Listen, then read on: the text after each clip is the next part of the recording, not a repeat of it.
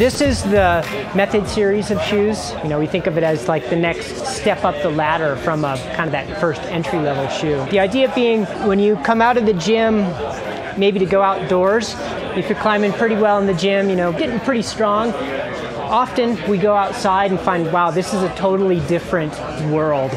Like, it's not as steep, the holds are a lot smaller for the same grade, and maybe I'm not as comfortable.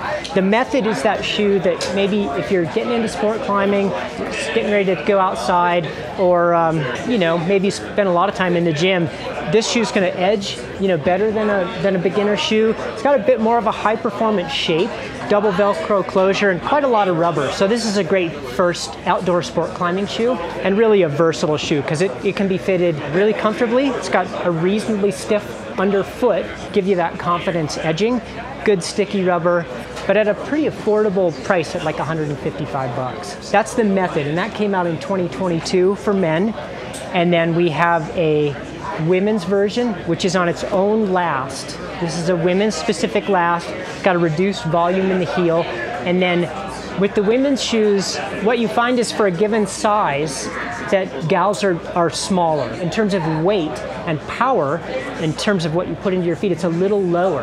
And so having the same thickness and stiffness underfoot as the men's shoe in the same length or something tends to be a little harder for people to use. So volume is a little lower, and then the thickness of the rubber and the stiffness is a little lower too. So when we get into these small sizes, it's actually scaled in a material way. Really helps. So that's the Method. For 23, we've come out with the Method S, and it's built on the same volume and last platform as the Method, but it's really intended for really steeper sport climbing or bouldering or climbing at the gym. A little more comfort because of the softness of all these rubber components, and then a knit, really elastic upper. So while it starts on the same platform as the Method, it's much, much softer and much more elastic. Still has the sort of loaded up heel and slingshot that kind of wraps under the forefoot, but really no midsole. It's really dependent on the fit and the rubber to give you that underfoot feel. The takeaway being, man, this thing is so sensitive and so easy to hook and grab.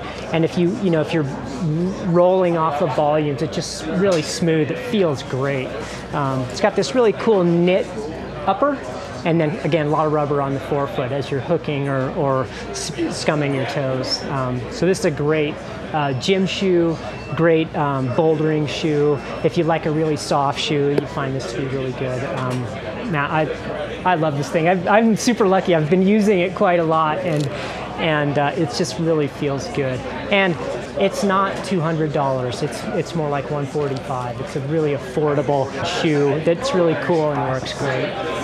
Same story on the women's. Softer rubber, softer rands, all the same, sort of scaling it to fit the size of the user. So that's the men's and women's Method S. Our factory makes all the rubber for this, so we have the ability to sort of spec it out at a really detailed level. And in this case, we can make the white and the gray rubber be just as sticky as one another, and that's a tension rubber, so it's more elastic.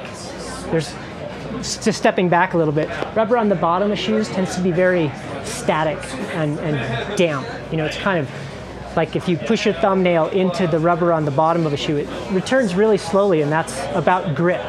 Now the rubber around the upper part of the shoe tends to be more springy because you want to provide that spring, that tension that is not so damp. You know, if you were to stretch this rubber, it snaps back. If you were to stretch this rubber, it's very kind of slow in its return.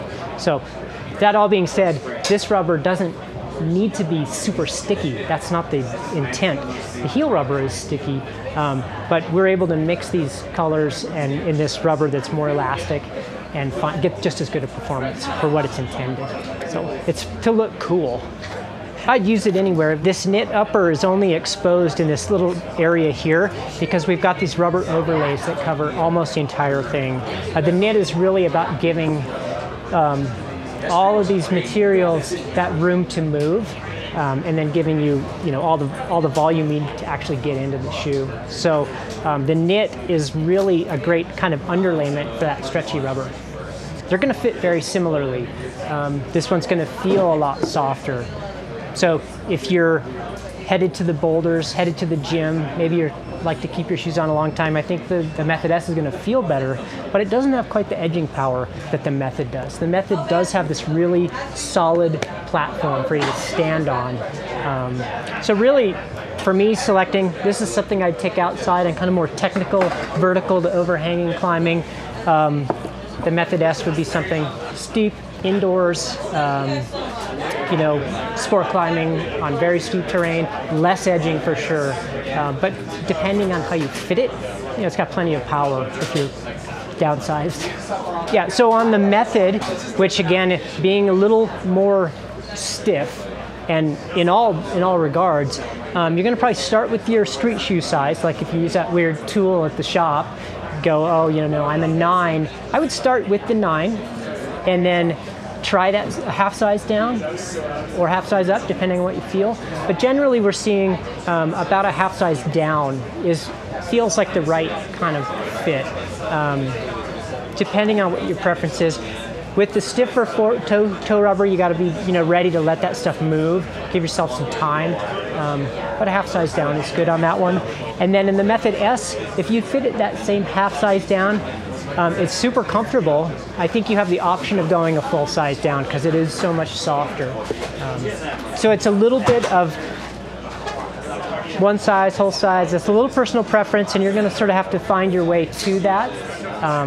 But that's a good starting point. Start with that street size and then come down a half size. They'll move, they'll sort of like make micro moves where around certain foot shapes and stuff, like if you have a particular bump or something, you know, this micro suede can move around that. But generally that length is pretty much the same. So if you get fitted and it's too tight in that length, you're not gonna get a ton of stretch because this is all constructed around, you know, maintaining the same kind of performance and stiffness over time. But little bumps and stuff usually are easy to accommodate.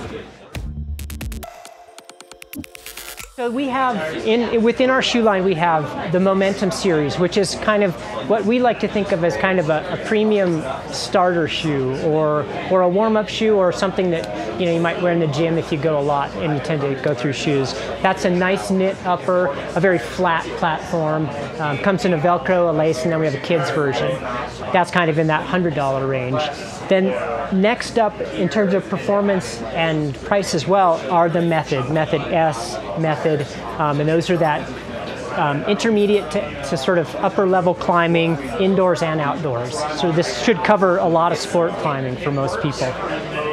Then we have our Shadow, which is an all-leather, super high-performance kind of bouldering sport climbing shoe.